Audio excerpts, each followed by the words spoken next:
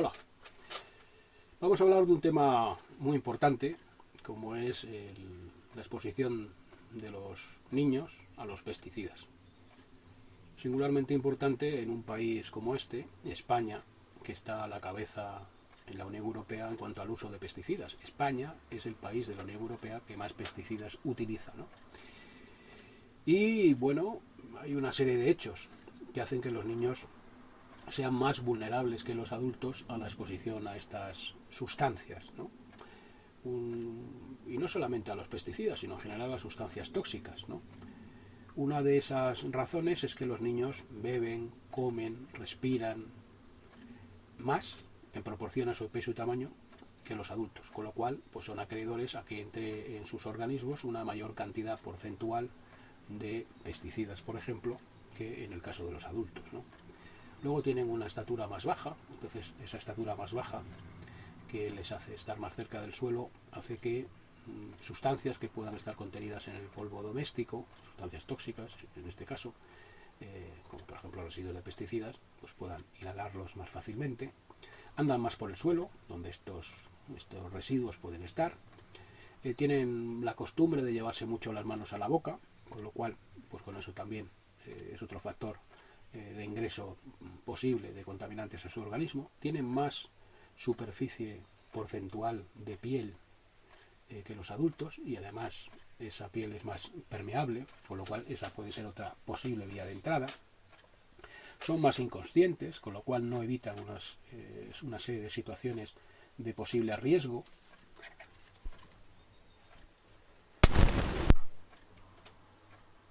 Y no solamente es que ingresen más contaminantes en su organismo, sino que además resulta que los eliminan peor.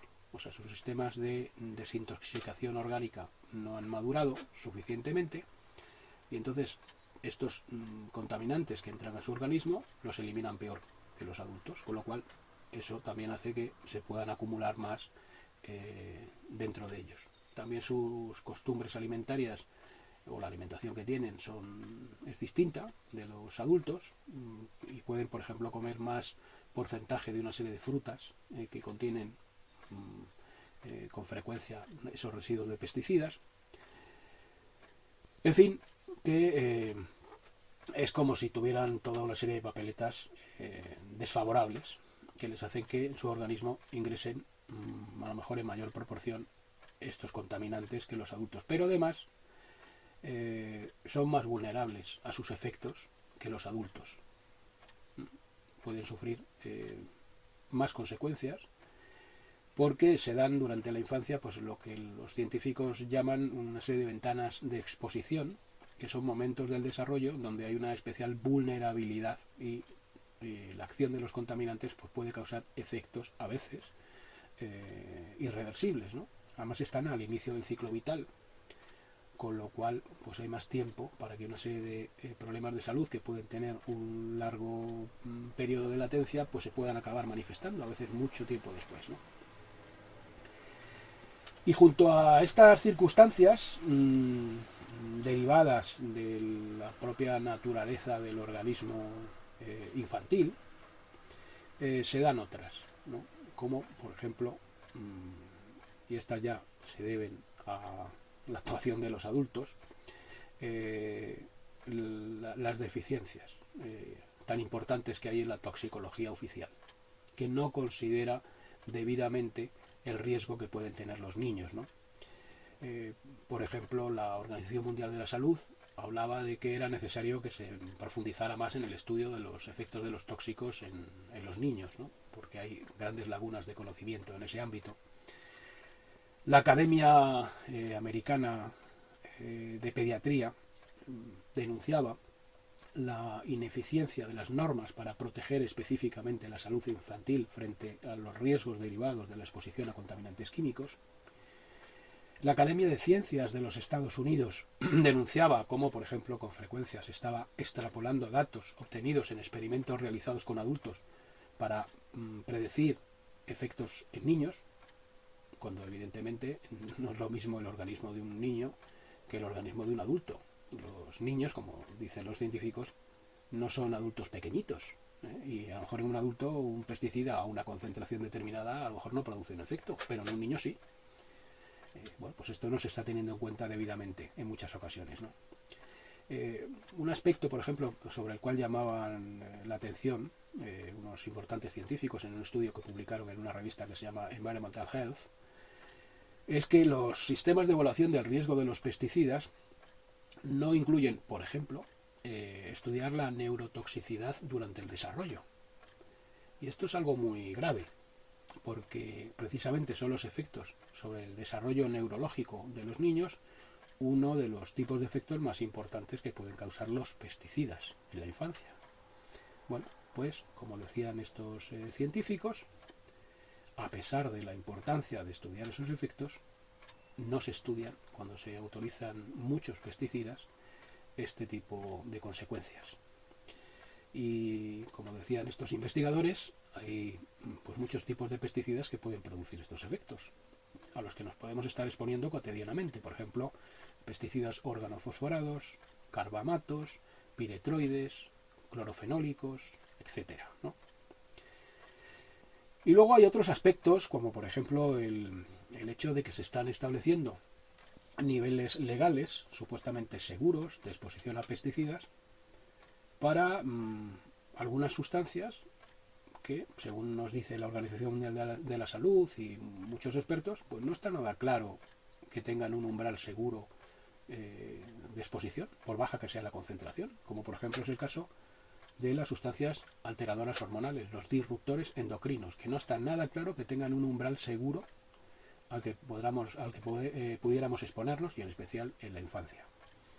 Luego hay muchos estudios científicos que muestran que se producen efectos de muchos contaminantes a concentraciones muy bajas, y esto no se está teniendo en cuenta en los test oficiales que se realizan. Un aspecto muy importante y muy claro además es que los sistemas oficiales de evaluación del riesgo estudian la toxicidad de las sustancias, como por ejemplo de los pesticidas, sustancia a sustancia. Es decir, se estudia el riesgo de que nos expusiéramos a un único pesticida aisladamente en un momento dado. Sin embargo, eso nunca sucede en una sola fresa, en un solo melocotón, en una sola manzana, en una sola pera. Puede haber 10 pesticidas a la vez. No nos exponemos a un único pesticida solo. Nos exponemos a mezclas, a veces muy complejas, en una sola comida, a lo mejor, de decenas de pesticidas a la vez. Bien, pues el riesgo de esas mezclas no se ha evaluado. Se ha evaluado el riesgo de una situación que no se da en la vida real, que es que nos expusiéramos a cada contaminante aisladamente, solo a un contaminante a la vez.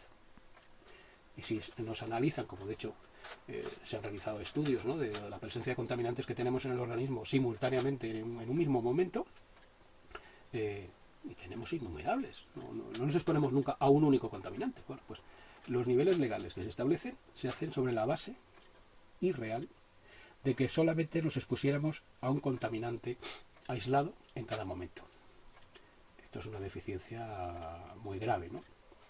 Luego, además, como dice la propia Organización Mundial de la Salud, en los informes que se realizaron sobre el problema de los alteradores hormonales, las sustancias alteradoras hormonales en el año 2012, los sistemas actuales que se utilizan para evaluar el riesgo de estas sustancias no sirven para evaluarlos debidamente.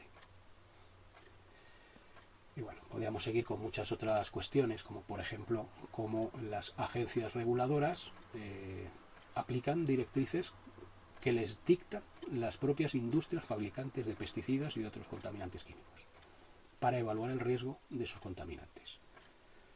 Podríamos extendernos mucho con ello, por ejemplo, con el criterio CLIMISH de los trabajadores de BASF, que es aplicado por la Autoridad Europea de Seguridad Alimentaria para ver qué estudios científicos tiene que tener en cuenta y qué estudios científicos no tiene que tener en cuenta.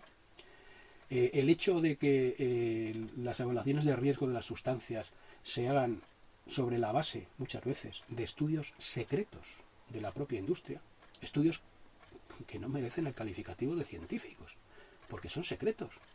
Un estudio científico, como cualquier estudio de los que publica la ciencia académica independiente sobre sustancias tóxicas, se publica en revistas de prestigio, revistas científicas internacionales, Y toda la comunidad científica del planeta, miles de investigadores, pueden ver ese estudio, cómo se ha realizado, ver si se ha hecho bien, si se ha hecho mal.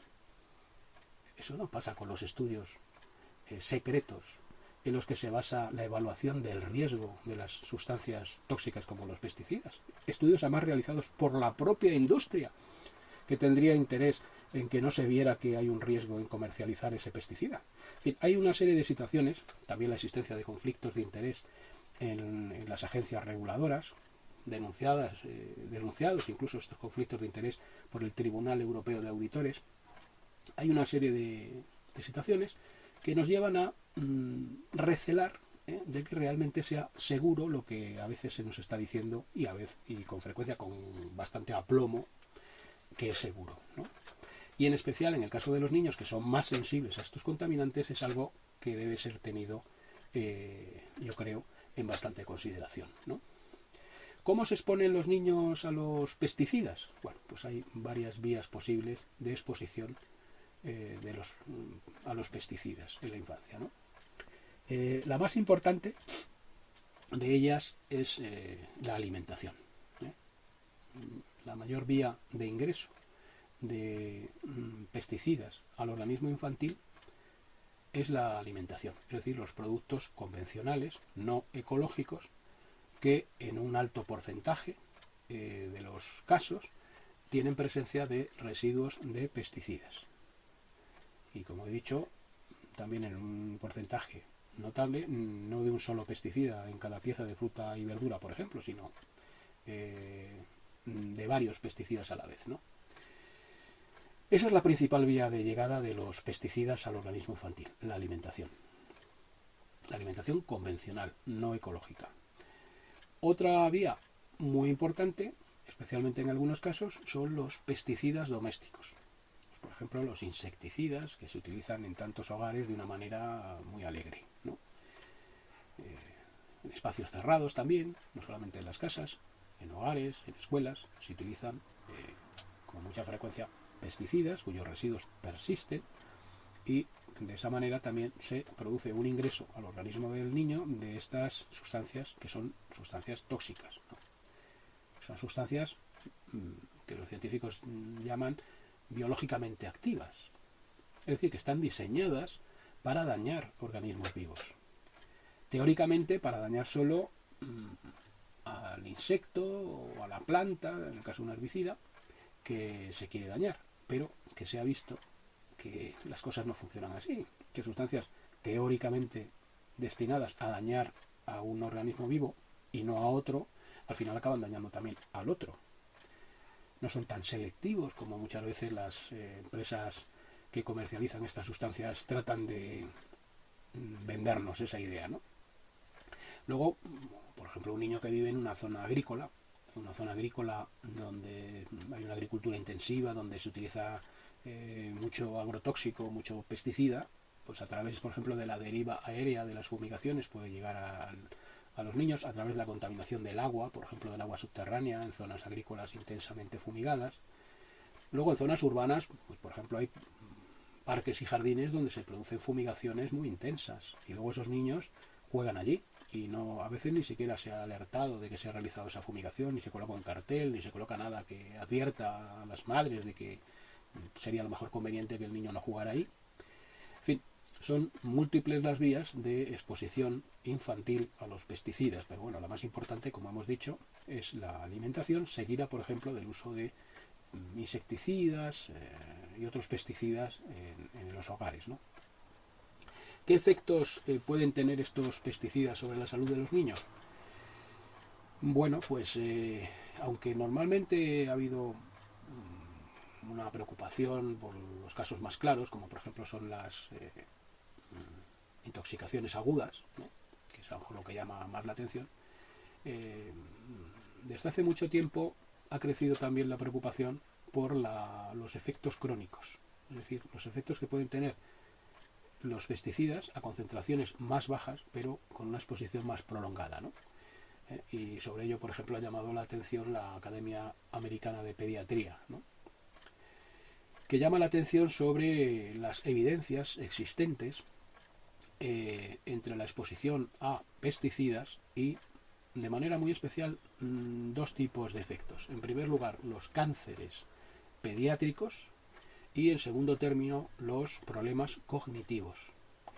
Una revisión de 277 estudios científicos que se publicó en la revista Pediatrics y que había sido hecha por investigadores de la Universidad de Harvard, asociaba la exposición a, por ejemplo, insecticidas en el hogar con mayores riesgos de leucemia y linfomas, y también de herbicidas con la leucemia. Una revisión de 277 estudios científicos publicada en la revista Pediatrics, ¿no? Luego son muy relevantes los informes que publicó en el año 2015 la Endocrine Society, la Sociedad Endocrina, que es la entidad mundial de referencia en el ámbito de las enfermedades que tienen que ver con las hormonas, ¿no? Y estos informes mostraban cómo se podía estar produciendo un importante efecto, por ejemplo, en la pérdida de puntos de coeficiente intelectual en los niños en Europa. Estos informes decían que anualmente en Europa, por la exposición, y como he comentado antes, la principal vía de exposición es la alimentaria, a residuos de pesticidas organofosforados, en concreto, solo hablaba de este tipo de pesticidas, que son muy frecuentes en la agricultura, por esa exposición se podía estar produciendo la pérdida de 13 millones de puntos de coeficiente intelectual en los niños en Europa, al margen de otros efectos posibles sobre el sistema nervioso. Informe de la Endocrine Society, año 2015, ¿no? Luego, bueno, hay muchas referencias científicas acerca de la asociación entre la exposición a pesticidas, como por ejemplo organofosforados, ya citados, con problemas cognitivos diversos, efectos en el desarrollo del cerebro de los niños, ¿no? Y cada vez va habiendo más estudios sobre otro tipo de pesticidas también muy utilizados en los hogares, por ejemplo, pero también en la agricultura, como son los insecticidas piretroides, ¿no? Cada vez va habiendo más evidencias sobre posibles efectos sobre el desarrollo neuronal en relación a la exposición a este tipo de pesticidas. Otras investigaciones hablan de incrementos de riesgo de asma, por la capacidad sensibilizante o irritante que pueden tener algunas de estas sustancias, intoxicaciones agudas, por supuesto, incrementos de riesgo de obesidad, de diabetes y, por ejemplo, distintas consecuencias derivadas de la disrupción endocrina, de la alteración hormonal que algunos de estos pesticidas pudieran inducir, ¿no? Hay algunos pesticidas que han sido asociados a efectos de disrupción endocrina, como por ejemplo pues el glifosato, el bifentrin, el 2,4-D, el ciprodinil, la piraclostrobina, el dimetoato, etcétera, ¿no? De entre los cerca de 480 principios activos pesticidas que hay autorizados en la Unión Europea, ¿no? Pues hay bastantes que son, o se sospecha que son, alteradores hormonales y, en especial sobre estas sustancias, aunque no solo sobre ellas, pues hay bastante inquietud, ¿no? ¿Cuáles son las alternativas a esta problemática de la exposición de los niños a los pesticidas y las posibles consecuencias que se pudieran derivar de ello? Bueno, pues la primera alternativa, sin duda, es la alimentación ecológica. Hay distintos estudios que muestran cómo los niveles de pesticidas en el organismo infantil, o de los metabolitos, que son las sustancias en las que los residuos de pesticidas se convierten cuando entran en el organismo, que esos niveles de metabolitos de pesticidas caen espectacularmente tras simplemente unos cuantos días de dieta ecológica. Es decir, la alimentación ecológica, los productos ecológicos, son generados sin utilización de pesticidas sintéticos, con lo cual, claro, es evidente que tienen menos presencia de estos residuos posteriormente, con lo cual alimentarse de ello, y además es algo que por ejemplo aconsejaba la Academia Americana de Pediatría, ¿no? Que para reducir la exposición de los niños a los pesticidas era bueno la alimentación ecológica. Otro tema, pues no utilizar pesticidas domésticos, insecticidas domésticos, por ejemplo, en las casas. No utilizarlos en las dependencias donde haya niños. Hay una serie de opciones para solucionar problemas que no implican el uso irreflexivo de química sintética, que puede llegar a ser a lo mejor perjudicial, como son los pesticidas, y hay que buscar esas alternativas que existen al uso de esa química que, como digo, se hace muchas veces de manera irracional. Luego hay que poner atención también a otros espacios donde los niños se mueven, como por ejemplo son parques, jardines, etcétera, que puedan haber sido fumigados. Si evitamos la presencia de los niños en esos sitios que pueden haber sido fumigados, por ejemplo, de manera muy fuerte con herbicidas, hay parques y jardines que se utilizan en ellos unas enormes cantidades de herbicidas para acabar con las mal llamadas malas hierbas, ¿no? Incluso pesticidas como el famoso glifosato, que apareció en los listados de la Agencia Internacional para la Investigación del Cáncer, la IARC, como asociada en mayor o menor medida al cáncer, ¿no? Bueno, pues a lo mejor sería bueno evitar esos lugares donde se puede haber producido una fumigación intensa con una serie de sustancias que muchas veces no se señalizan ni siquiera adecuadamente, ni se avisa a los padres o a las madres de que se puede haber fumigado en esas zonas de manera tan intensa, ¿no? Para que no se meta a los niños allí. Luego, a nivel oficial, se debería promover la agroecología. De hecho, ahora mismo en la Unión Europea, si se aplicara la ley, desde el 2014 toda la agricultura de la Unión Europea debe regirse por los principios de la llamada gestión integrada de plagas. Teóricamente, aunque luego la práctica no es así, por una serie de presiones y de intereses, ¿no? La gestión integrada de plagas hace que, para gestionar las plagas en la agricultura, para acabar con las plagas, el recurso a la química sintética, a los pesticidas, sea la última opción. Es decir, que antes de utilizar pesticidas está perfectamente establecido que hay otras muchas opciones, pero sin embargo no se están aplicando en buena parte de los casos, ¿no? Bueno, pues los poderes públicos deberían propiciar que verdaderamente se aplicara la gestión integrada de plagas en cuanto a que no se utilizaran pesticidas y de manera más evidente promover la agricultura ecológica.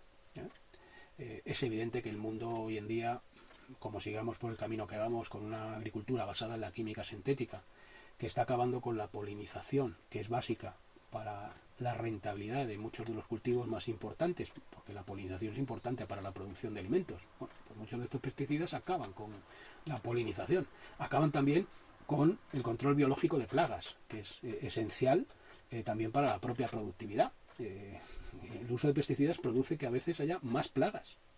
¿Cómo? Pues acabando con los enemigos naturales de organismos que a lo mejor antes ni siquiera eran plaga, pero al usar pesticidas, como has desequilibrado todo, se convierten en plaga.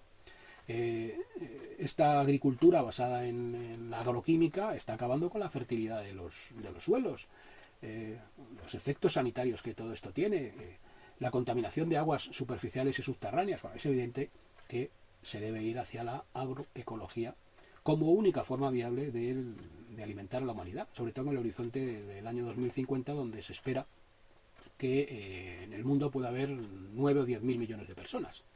Y con una agricultura como la agricultura industrial de los monocultivos, fertilizantes químicos y pesticidas sintéticos, pues no parece que sea la mejor manera, ¿no?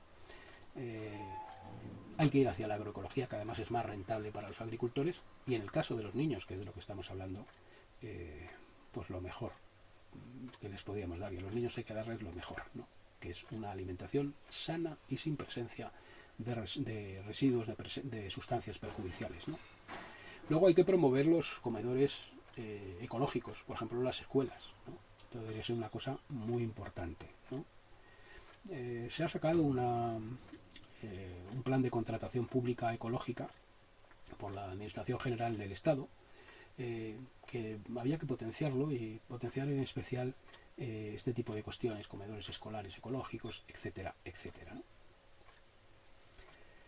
Se debería propiciar la información por parte de los poderes públicos hacia las madres, los padres y tal, recomendando, y esto lo decía un informe del propio Parlamento Europeo, la alimentación ecológica, recomendando la alimentación ecológica en especial para embarazadas y para niños. A ver si alguien hace caso de estos informes, porque parece que nadie se entera de ellos, ¿no?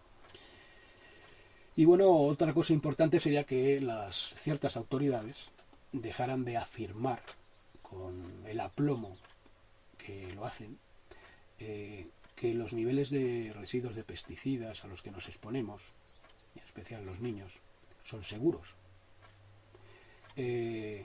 Porque, y antes he narrado algunos motivos, existen bastantes dudas, no hay tanta certeza, hay incertidumbres, y en una sociedad madura hay que decirle a la gente los hechos como son.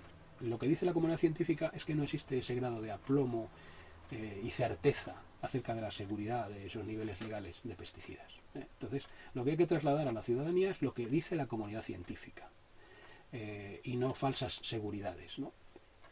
Sin alarmar gratuitamente, pero también sin engañar y sin ocultar los hechos que la ciencia académica, la ciencia de verdad, la ciencia de centenares de centros de investigación científica muy seria, muy serios que hay en todo el planeta, está generando, y en la que no se está basando la administración debidamente. Si esa ciencia, que es la ciencia de verdad, no la ciencia pagada por la industria, nos está alertando de una serie de hechos, esos hechos tienen que ser comunicados a la población, y no lo están siendo. Bueno, y luego hay que darse cuenta de que hay incluso directivas, hay normativas ya vigentes, manifiestamente mejorables, pero que sin embargo dicen cosas que muchas veces la gente no sabe. Por ejemplo, la directiva 2009-128 de la Unión Europea sobre el uso supuestamente sostenible de pesticidas, dice que en parques, jardines, áreas de recreo, áreas escolares, debe minimizarse o prohibirse el uso de pesticidas.